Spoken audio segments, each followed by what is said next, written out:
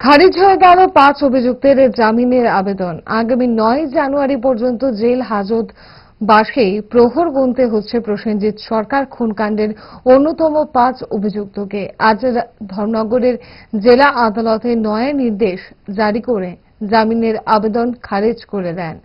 আজই তাদের দফায় দফায় হাজতবাসের পর আদালতে ধৃতদের সোপর্দ করেছিল পুলিশ। ধৃতদের তরফে জামিনের আবেদনও জমা পড়ে আদালতে। চলে শুনানি পর্ব।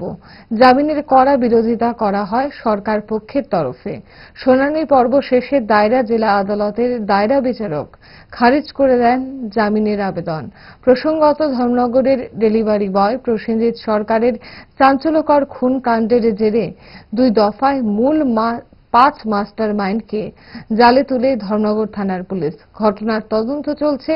৫ অভিযুক্তকে বিচার বিভাগীয় হেফাজতে রেখে আজ আদালতে শুনানি পর্ব শেষে আদালতের কি নির্দেশ ছিল জানিয়েছেন সরকার পক্ষের এপিপি রাধাকান্ত দাস। ধর্মনগরের এক আলোড়ন সৃষ্টিকারী কেস ডেলিভারি বয় প্রসেনজিৎ সরকার হত্যা মামলা, যার কেস নাম্বার DMNPS 122/2025। যে কেসটা রেজিস্ট্রি হয়েছিল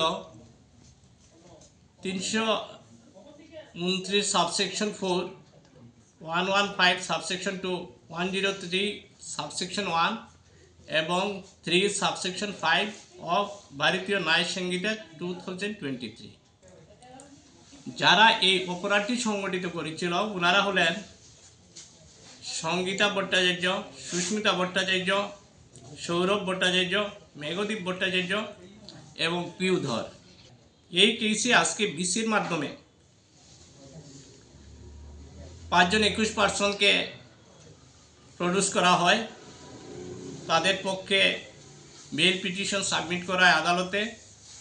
আদালত তাদের বেল পিটিশন রিজেক্ট করেন এবং তাদেরকে ৯/১/২০২৬ পর্যন্ত জেল কাস্টাডির অর্ডার দেন। এর মধ্যে ১ তারিখ থেকে ৩ তারিখ পুলিশ জেল কাস্টাডিতে গিয়ে তাদেরকে ইন্টারোগেশন করতে পারবে।